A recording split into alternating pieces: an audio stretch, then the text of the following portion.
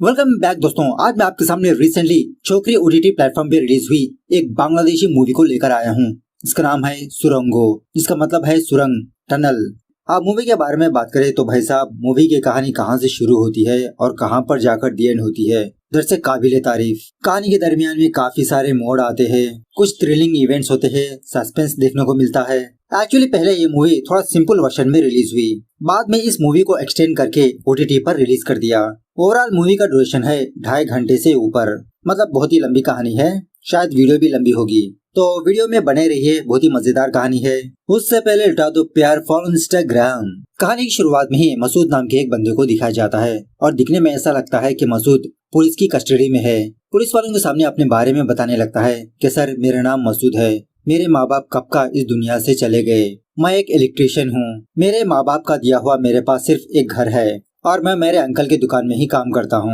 इस तरह से सीन थोड़ा फ्लैशबैक में जाने लगता है। एक दिन जब मसूद अपने घर के तालाब में स्नान कर रहा होता है, तभी रास्ते से गुजरने वाला मसूद को अपने घर पर बुलाने लगता है कि हमारी घर की फ्रिज खराब हो चुकी है, कि तुम आओगे। मसूद कहने लगता है अभी मैं बिजी हूँ, बाद में आ जाऊंगा। इस तरह से मसूद अपने गांव के बाजार में जाकर स्ट्रीट लाइट्स को फिक्स करते रहता है। तभी उसी बाजार से एक लड़की गुजरने लगती है। पहचाना आपने इस लड़की को? अरे वही जिसने अपने खानदान के टुकड़े टुकड़े कर दिया। इस मूवी में भी कुछ ऐसा ही कांड करती है बेवड़ी। खैर, अब मसूद की नजर इस लड़की पर पड़ती है। लड़की को देखते ही फ्लैट हो जाता है और उसी तरह ऊपर से नीचे भी गिर जाता है। बेचारे के हाथ पैर पर बहुत जख्म होने लगते हैं।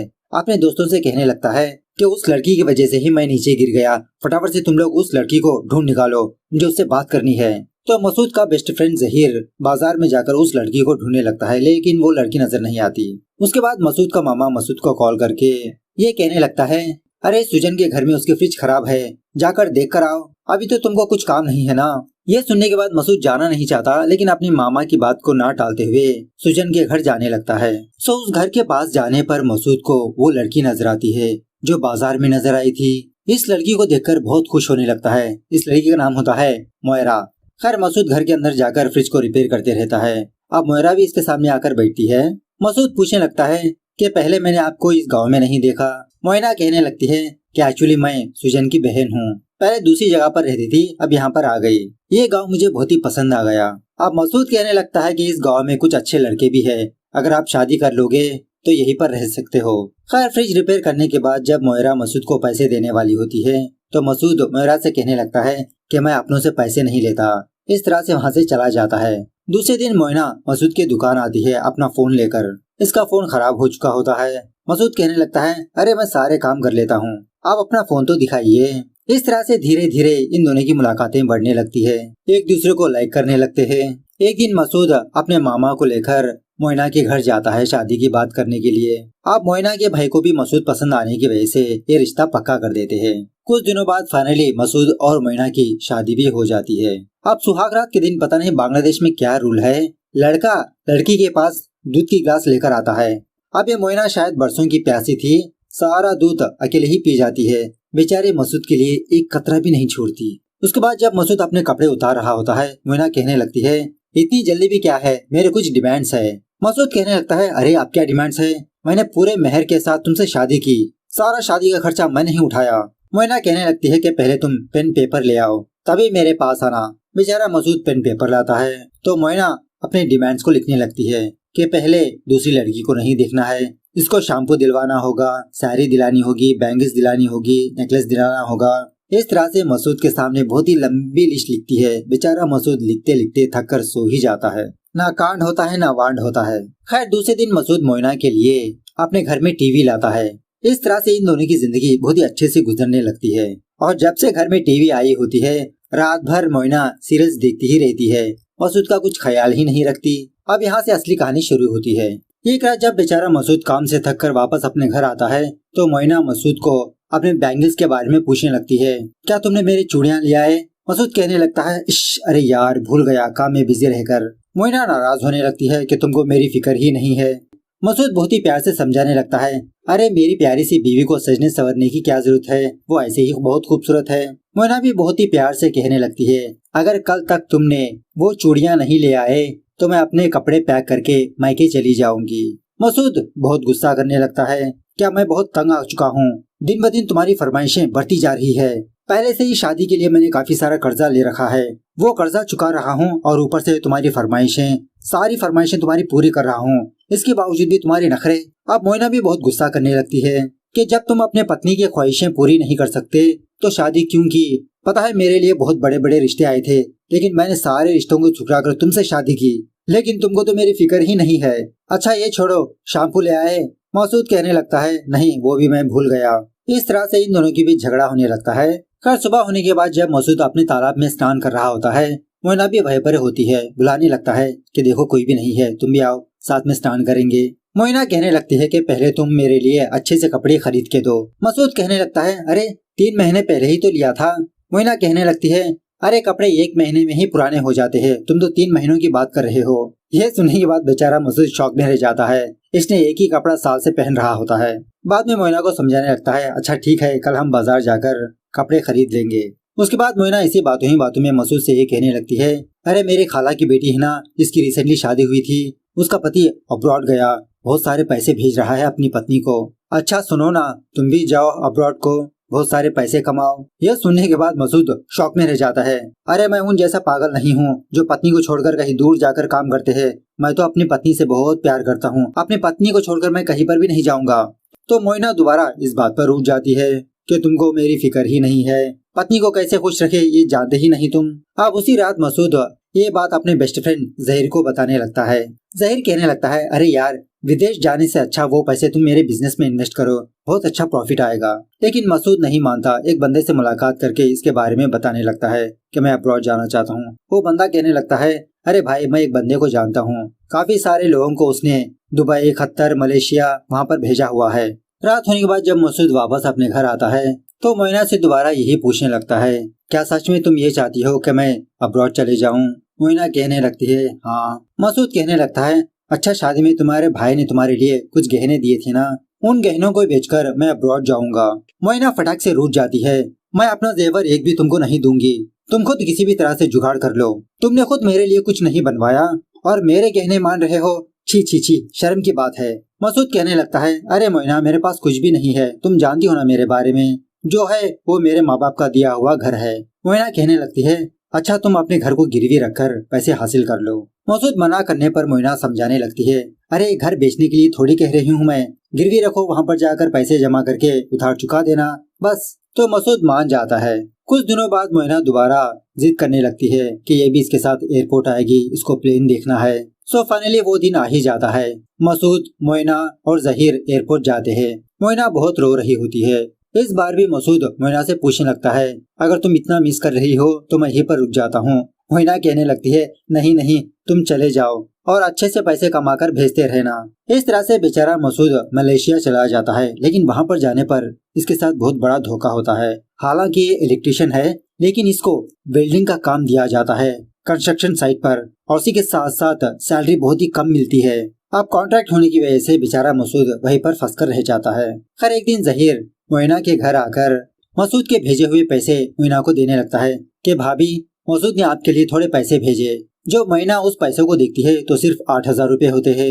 जहीर से कहने लगती है अरे जहीर भाई, देखो कितने पैसों की बात हुई थी और कितने पैसे भेज रहे हैं ये, इन पैसों से थोड़ी घर चलता है। तो जहीर अपने जेब में के थोड़े पैसे मोइना को देने लगता है। अरे भाभी, आपके पास तब होंगे तब मुझे लौटा देना। अब मोइना नाटक करने लगती है मना करने का, लेकिन बाद में ये पैसे ले ही लेती है जहीर से। अब बेचारे मसूद को सिर्फ एक ही दिन मिलता है अपनी फैमिली वालों से फोन में बात करने का, लेकिन इस बार भी मोइना अपने खाला के साथ फोन में लगी रहती है। मसूद का फोन पिक ही नहीं करती। फाइनली जब मसूद का फोन पिक करती है, मसूद मोइना को डांटने लगता है कि बहुत ही मुश्किल से मुझे टाइम मिलता है तुमसे बात करने का और तुम दूसरे के साथ फोन में लगी हो, तुमको मेरी फिक्र ही नहीं है। मैं यहाँ पर दिन रात मेहनत करके पैसे जमा करके तुमको भेज रहा हूँ। अब मोइना भी गुस्सा होने लगती है। हाँ हाँ हाँ, बड़े पैसे भेजने वाले हो तुम। ये महीना कितना भेजा? 8,000 रुपए। मुझसे कहा था 80,000 70,000 भेजोगे। इस तरह से इन दोनों के बीच दोबारा झगड़ा होने लगता है। अब गुस्से में आकर मोइना खुद फोन काट देती है। ये देखकर मसूद अपने रूममेट से यही कहने लगता है कि हमारी बीवियां हमको केयर नहीं करती। आज के बाद से न हम फोन करेंगे न हम पैसे भेजेंगे जब तक वो रास्ते पर नहीं आ जाते। अभी कभी सारे लोग शपथ लीजिए। लेकिन आधी रात को मसूद खुद ब खुद मोइना को कॉल करके इससे माफी मांगने लगता है कि मोइना प्लीज माफ कर दो ना, माफ कर दो ना, मुझसे गलती हो गई, अब मैं क्या करूँ, मैं बहुत टेंशन में रहता हूँ, तुम समझ सकती हो ना। मोइना कहने लगती है हाँ माफ कर दूंगी, पहले मेरे लिए 15,000 रुपए भेजो, मुझे बहुत सारी शॉपिंग करनी है। सो कुछ दिनों बाद जहीर दोबारा मोइना के पास आकर मसूद के भेजे हुए 15,000 रुपए देने लगता है। मोइना जहीर से कहने लगती है अरे जहीर भाई, क्या आप मुझे बाजार तक ड्रॉप कर दोगे, मुझे थोड़ी शॉपिंग करनी है। अब जहीर को कुछ काम होता है, मना करने लगता है, लेकिन बाद में मान जाता है मोइना को बाजार में ड्रॉप करने के लिए। इस तरह से ये दोनों बाजार जाने लगते हैं। बाजार जाने के बाद मोइना एक सोने का हार सेलेक्ट करती है, लेकिन उसकी कीमत होती है 40,000 रुपए, लेकिन इस बेवड़ी के पास तो 15,000 रुपए होते हैं। उल्टा इस जेवर को बुरा भला कहकर वहाँ से चली आती है। उसी रात जहीर कुछ तरकारी वगैरह लेकर मोइना के घर आता है। कहने लगता है कि भाभी मसूद ने भिजवाए ये, और ये बड़ी वाली मछली मैंने आपके लिए ले आया।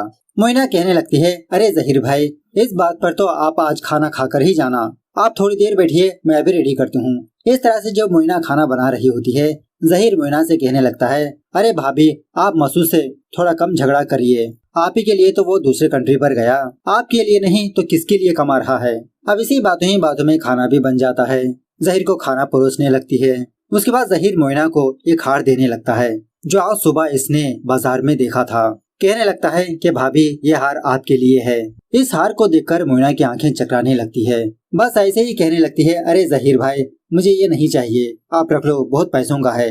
जहीर कहने लगता है अरे भाभी, आपने पसंद किया, मेरे तरफ से ले लीजिए, एक छोटा सा गिफ्ट समझकर। अब मोइना इस हार को तभी के तभी पहन लेती है। अब उसी वक्त बारिश भी हो रही होती है। जहीर कहने लगता है अब मैं फटाफट से घर जा रहा हूँ, वरना पानी बहुत बढ़ जाएगा। इस तरह से जब बाहर जाता है घर से, तो इसका पैर फिसलकर नीचे गिर जाता है, सारे कपड़े गंदे हो जाते हैं। मोइना जहीर को घर में बुलाकर मसूद के कपड़े देने लगती है। जहीर दूसरे कमरे में जाकर जब अपने कपड़े बदल रहा होता है, उसी वक्त मोइना भी कुछ कपड़ा देने के लिए जहीर के पास जाती है। एट द सेम टाइम बिजली कड़कने लगती है।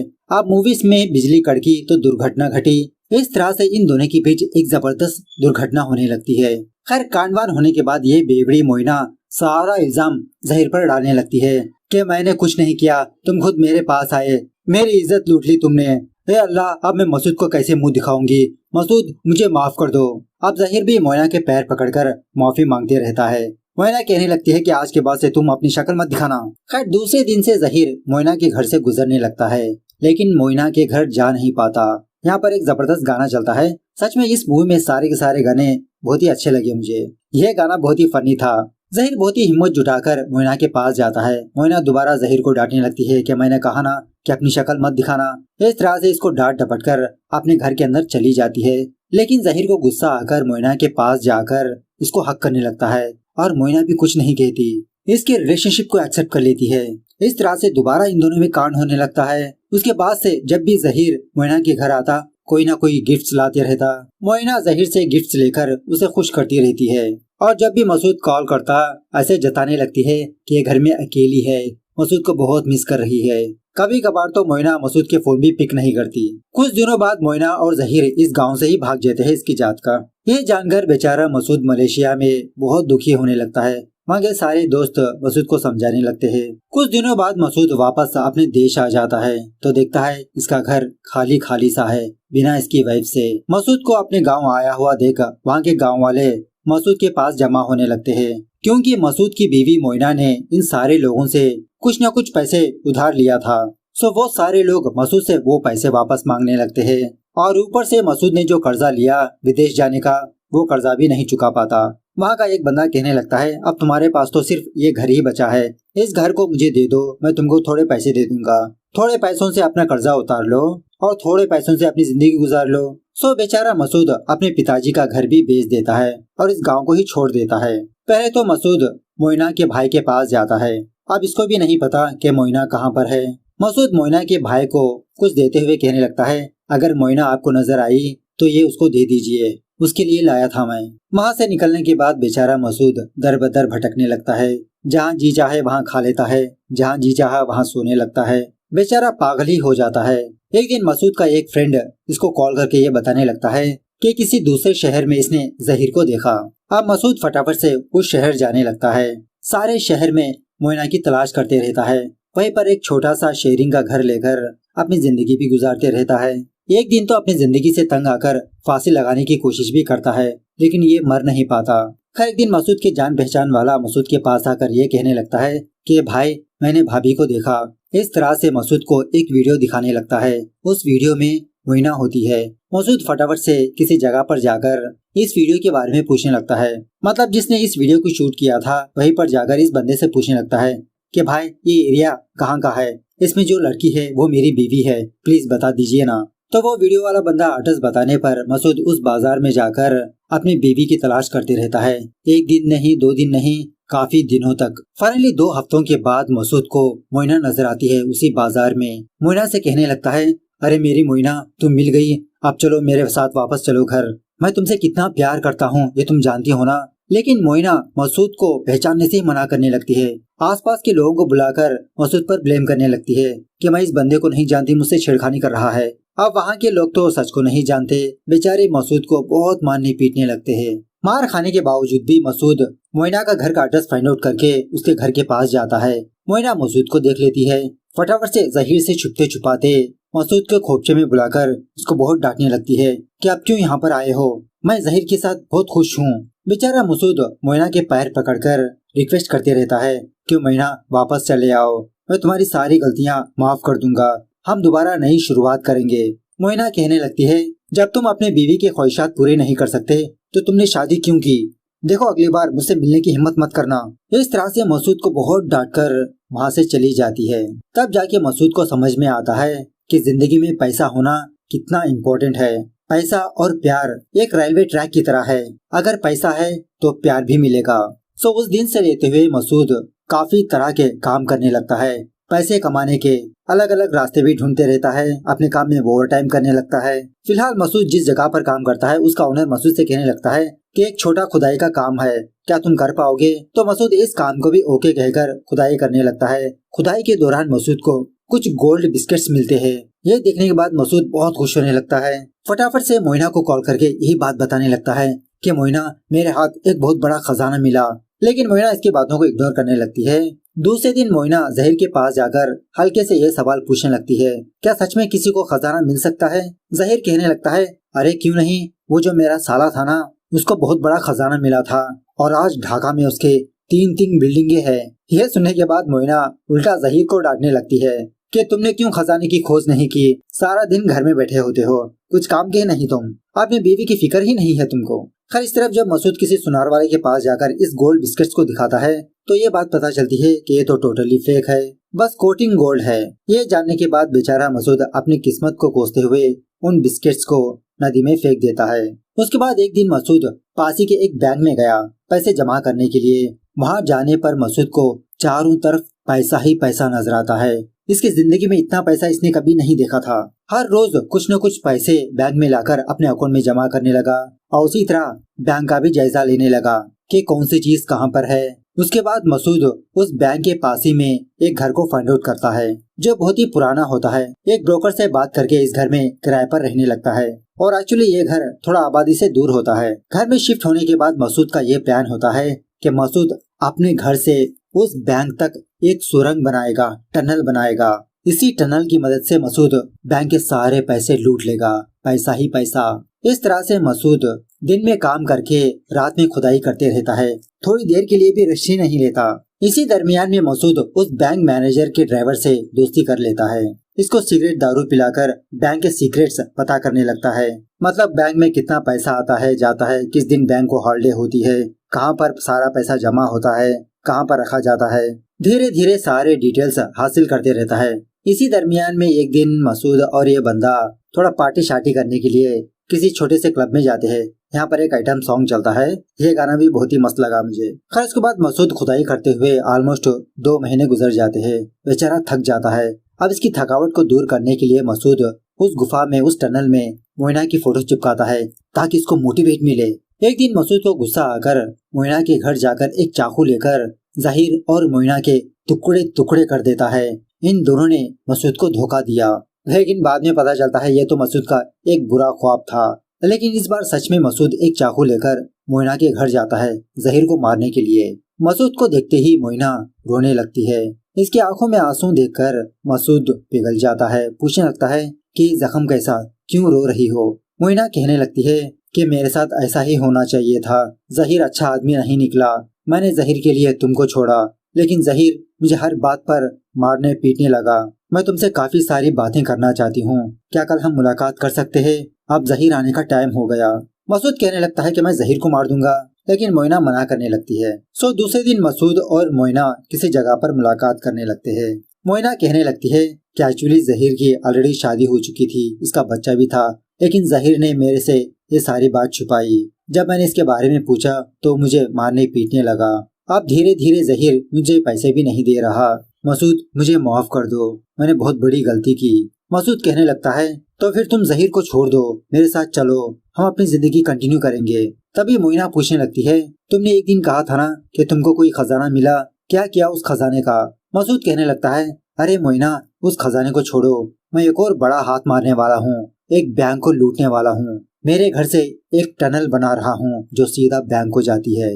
मोइना कहने लगती है ठीक है, तुम बैंक को लूट लो, उसके बाद हम दोनों सारे पैसे लेकर इस शहर को ही छोड़ देंगे। उसके बाद जब मोइना वापस अपने घर आती है तो जहीर मोइना से सवाल पूछने लगता है कि कहाँ पर गई थी, किसके साथ गई थी। शक करते हुए इसको एक छापड़ भी लगाता है। दूसरी तरफ मसूद और मोटिवेट होकर फटाफट से खुदाई करते रहता है। खुदाई करने पर मसूद एक मैन होल में आ जाता है और ये मैन होल सीधा बैंक को जाती है।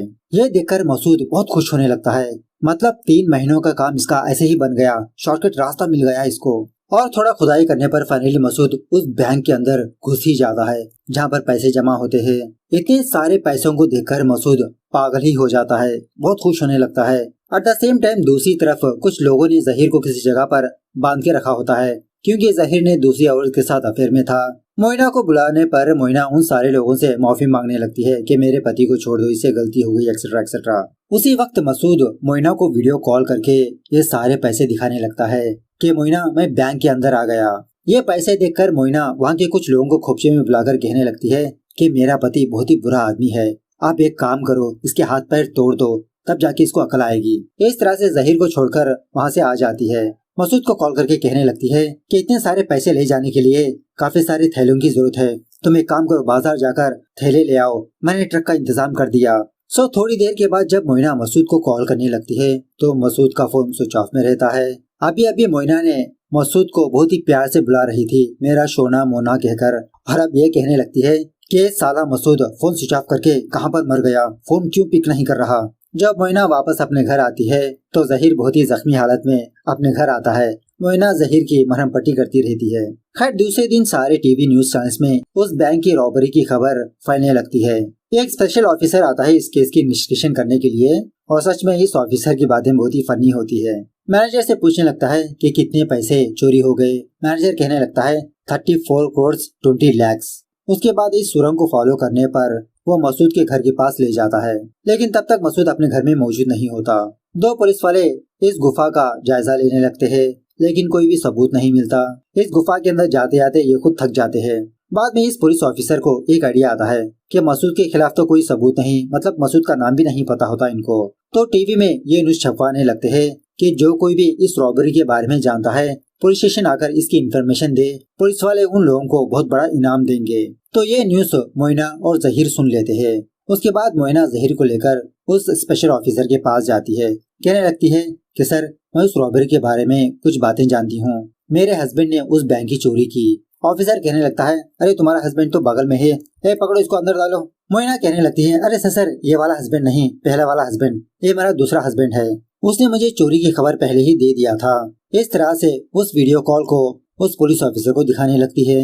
दिखाने के बाद इस पुलिस ऑफिसर से थोड़े पैसे मांगने लगती है कि सर आपने कहा था कि आप इनाम दोगे, अगर आप हमको हमारा इनाम दे दोगे तो हम चले जाएंगे।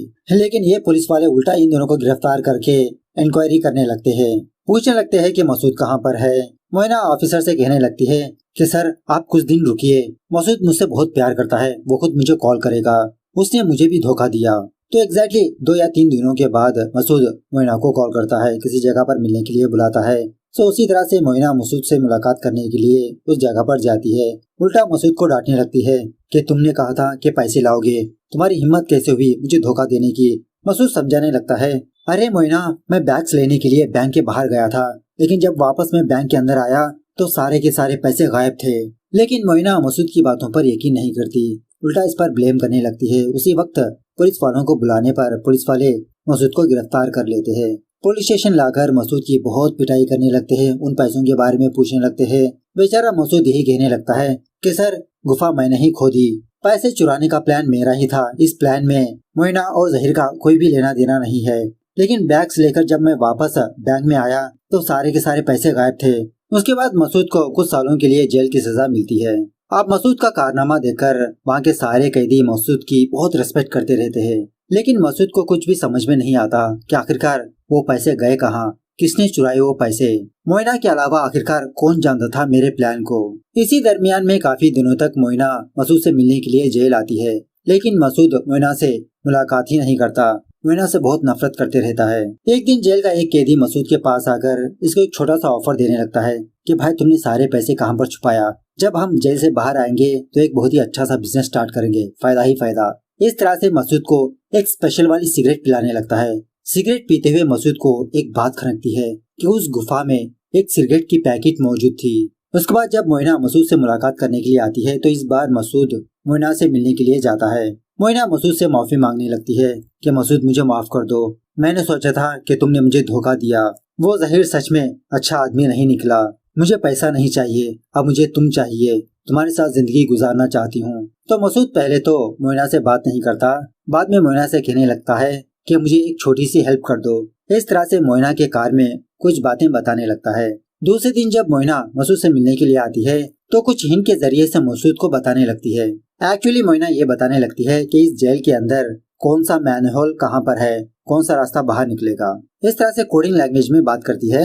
उसी रात जेल के 3 कैदी इस जेल से भागने का डिस्कस करते रहते हैं। अब इन तीनों की बातें मसूद सुन लेता है। इन तीनों को बुलाकर कहने लगता है कि तुम्हारा प्लान फ्लॉप हो जाएगा, हम एक काम करते हैं, जेल के बाथरूम में हम एक टनल खोदेंगे जो मैनहोल को जाता है, मैनहोल से डायरेक्ट बाहर। हम चारों मिलकर काम करेंगे तो काम फटाफट से हो जाएगा। कुछ दिनों बाद सारे टीवी न्यूज चैनल में, सोशल मीडिया में यही न्यूज वायरल होने लगती है कि मसूद और बाकी 3 कैदी जेल से भाग गए टनल के जरिए से। कुछ दिनों बाद वो स्पेशल ऑफिसर 2 कैदियों को पकड़ लेता है। वो लोग यही कहने लगते हैं कि सारा सब कुछ मसूद का प्लान था, मसूद कहाँ पर है हमें नहीं पता। उसके बाद मसूद और मोइना किसी जगह पर मुलाकात करते हैं और मसूद बुर्का पहना हुआ होता है। ये दोनों मिलने के बाद होटल में किसी बंदे से मिलने के लिए जाते हैं। वो बंदा और कोई नहीं, मैनेजर का ड्राइवर होता है। मसूद को देखते ही वो ड्राइवर यहाँ से भागने की कोशिश करने लगता है, लेकिन मसूद हैमर लेकर इसको बहुत मारने पीटने लगता है। एक्चुअली यहाँ पर बात यह है कि ये ड्राइवर एक स्पेशल किस्म की सिगरेट पीता है और उस टनल में उस सिगरेट की पैकेट को मसूद ने देखा था।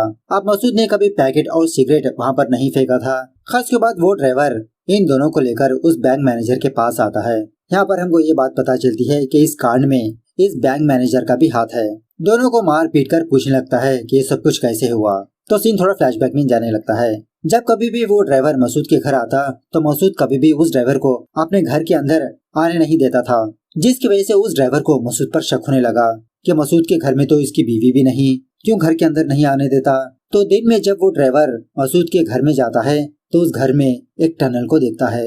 ये ड्राइवर डर के मारे फटाफट से बैंक मैनेजर के पास जाकर सारी बात बताने लगता है कि सर एक बहुत बड़ा हादसा होने वाला है, मुझे समझ में नहीं आ रहा क्या करूं मैं। बैंक मैनेजर कहने लगता है देखो ना तुमने कुछ देखा ना मुझे कुछ बताया, पहले वो बंदा अपना काम पूरा कर ले। उसके बाद ड्राइवर भी दिन में जाकर उस टनल की खुदाई करते रहता है, मतलब मसूद की हेल्प करते रहता है।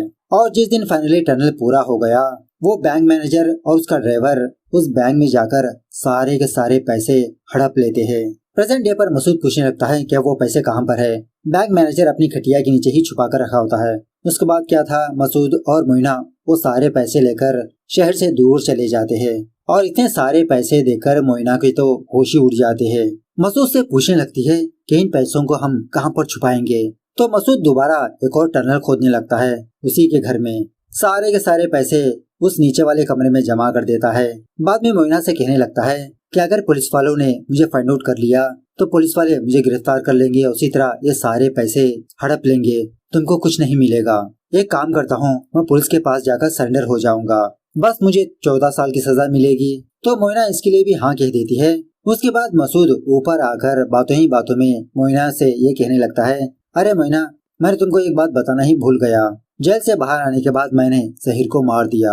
जो कोई भी मुझसे गद्दारी करता है, मुझे धोखा देता है, उसे इस दुनिया में जीने का हक नहीं। ऐसा कहते हुए मिट्टी का तेल उस गुफा में इस सारे घर में फैलाकर इस घर को ही आग लगा देता है। घर के अंदर जलती हुई मोइना चीखती चिल्लाती रहती है। उन्हीं पैसों के साथ मोइना की भी डेथ हो जाती है। इस तरह से ये मूवी यहाँ पर दी एंड होती है।